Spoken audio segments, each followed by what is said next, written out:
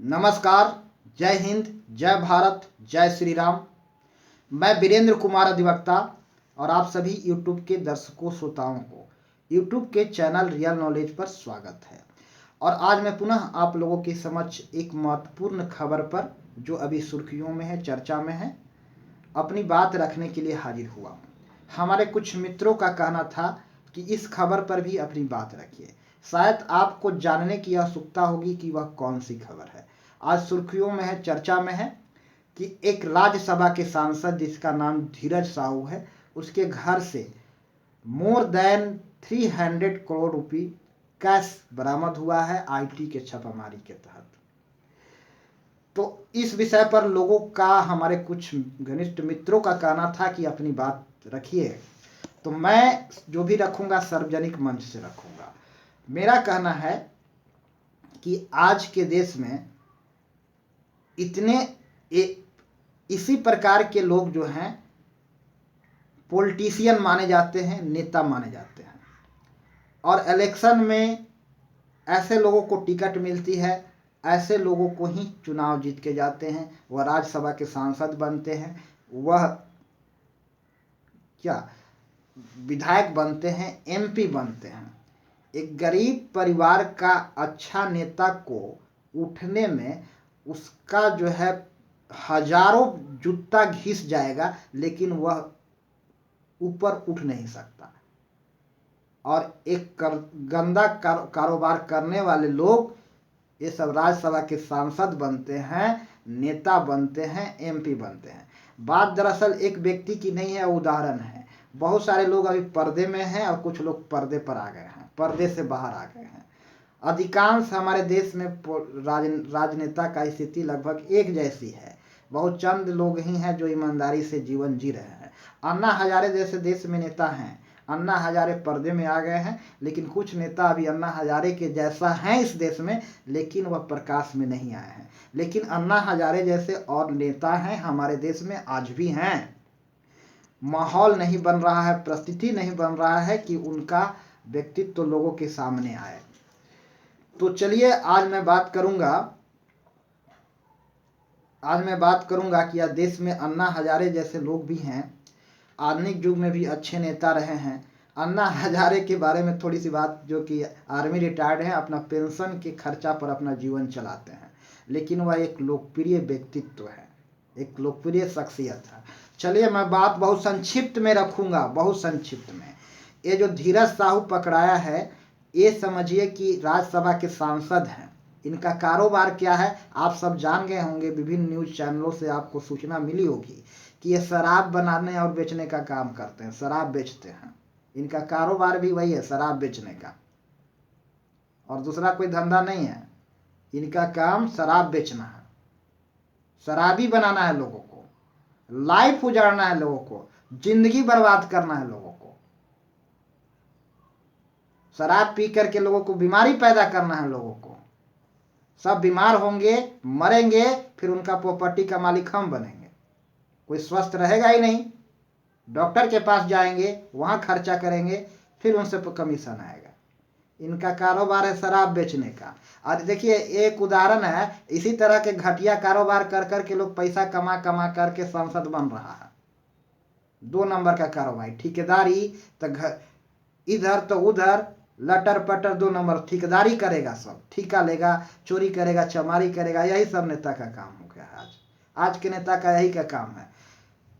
शराब बेचेगा, शराब बनाएगा, फिर शराब बेचवाएगा, पिएगा अपने और दूसरों को पिलाएगा, सबको बीमारी पैदा करेगा पिला पिला करके, और फिर उससे पैसा वसूलेगा। दूसरो डॉक्टर उसी अपना रख लेगा उसको इलाज करने के लिए, और फिर उस डॉक्टर के माध्यम से भी पैसा कमाएगा। जितना ठेकेदार है, जितना चोर चुहार है ना, ठेकेदार सब ठेका लेने वाला, ये सब आज नेता बनेगा, सांसद बनेगा, सब विधायक बनेगा। ये लोग यही सब विधायक बनता है, चोरवन। तो ये धीरज साहू का सब मैक्सिमम 50-60% ऐसी तरह का लोग है, शराब बेचते हैं। शराब कहा जाता है बिहार में शराब बंद है। नीतीश कुमार एक बढ़िया काम किए हैं निसंदेह। चलिए, कहा जाता है कि शराब बेचना बुरी बात है, शराब पीना बुरी बात है, परिवार उजड़ता है, बीमारी पैदा होती है, बीमारियां पैदा होती है, बहुत सारे चीज समस्या है इस पर शराब बेच करके। लेकिन लोग कहते हैं कि सरकार को टैक्स जाता है। अरे बेवकूफ लोग,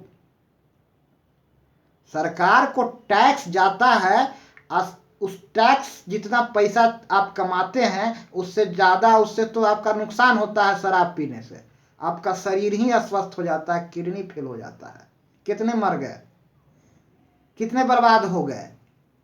तो टैक्स का क्या काम रह जाएगा जब मेरा शरीर ही अस्वस्थ रहेगा? तो वो पैसा का क्या उपयोगिता रहेगा? सड़क लेकर क्या करेंगे? पानी पी के क्या करेंगे जब स्वास्थ्य अस्वस्थ हो जाएगा? तो चवन्नी नुकसान, चवन्नी फायदा अठन्नी नुकसान, कह रहे हैं बुद्धिमानी। शराब बेचने से टैक्स जाता, चलिए ठीक है, बात मान लिए भैया, टैक्स तो जाता है कम से कम, लेकिन यहां तो शराब बेच कर भी टैक्स लोग नहीं दे रहा है। अब बताओ देश को कितना डबल नुकसान हो रहा है।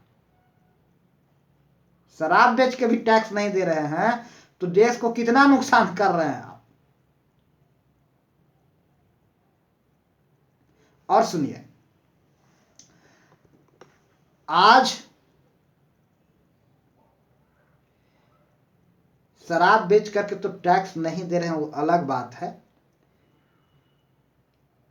ये जो आप कमाई कर रहे हैं ना, पैसा कमा रहे हैं, ठीक है, लेकिन इंसानियत को, ईमान को खत्म करके पैसा कमा रहे हैं, ये कहीं से उचित नहीं है, कहीं से उचित नहीं है।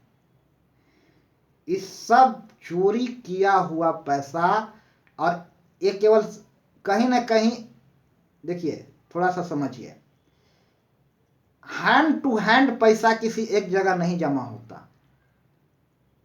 एक व्यक्ति से दूसरे जगह, दूसरे से तीसरे जगह, तीसरे से चौथे जगह, चौथे से पांचवें जगह, फिर छठे जगह कुबेर का खजाना में वो चला जाता है। तो इस तरह के गंदे कारोबार में असंख्य लोग जुड़े हैं, और फिर उनका कमाई का आंशिक हिस्सा किसी उसका मुखिया जो मेट होता है ना, वहां तक पहुंच जाता है। उसका जो मुखिया होता है ना, वहां तक पहुंच जाता है। और जब मुखिया के यहाँ छापेमारी पड़ता है तो लोग कहते हैं तो मुखिया की काली कमाई है। न जाने इसमें कितने अपराधी, गुंडा, बदमाश का कमाई का हिस्सा पहुंचा है वहां तक। सब इससे कहीं ना कहीं लिंक हैं, जुड़े हुए हैं,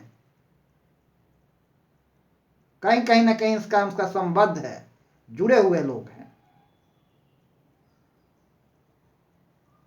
नहीं तो अच्छा आदमी के सानिध्य में बुरा आदमी नहीं रहेगा, और बुरे आदमी के सानिध्य में अच्छा आदमी नहीं रहेगा। सब एक ही तरह के लोग हैं भैया। नुक्ताचीनी करना सबका काम है, दूसरे पर कीचड़ उछालना काम है, और अपना फायदा प्राप्त करना अच्छा अपना काम है। वही संसद में जाएगा जिसको पैसा बांटने के लिए देगा सरकार को। शराब का कारोबार करके पैसा कमाने से अच्छा है कि शराब का कारोबार बंद कर दो। देश से इससे कोई फायदा नहीं है। सरकार क्यों नहीं बंद करता शराब के कारोबार को? वोट बिगड़ जाएगा, पीने वाले ढेर लोग हैं, वोट ही नहीं देंगे।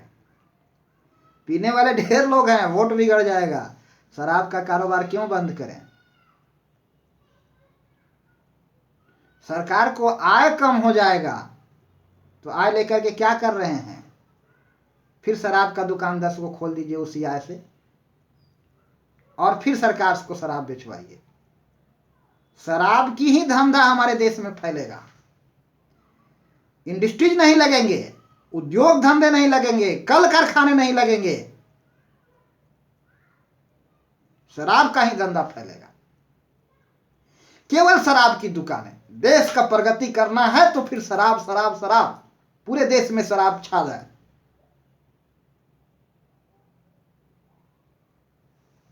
क्या बात है, क्या बात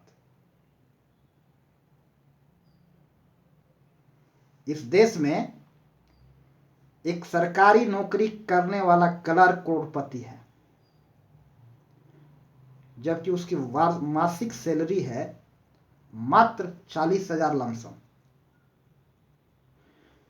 करोड़पति है, और यही इस देश में 18 घंटा जी तोड़ कमर तोड़ मेहनत करने वाला, खून पसीना बहाने वाला, 2 शिफ्ट में नौकरी कर रहा है, डे एंड नाइट, अपना घर चलाने के लिए, फिर भी अपने सही तरीके से 2 वक्त की रोटी जुटाने में असमर्थ हैं। क्या देश के राजनेता इस चीज से वाकिफ नहीं है? अगर नहीं है तो वाकिफ हो जाए। भ्रष्टाचार खत्म कर देंगे, भ्रष्टाचार के जरिए ही सत्ता पाते हैं, और भ्रष्टाचार खत्म कर देंगे।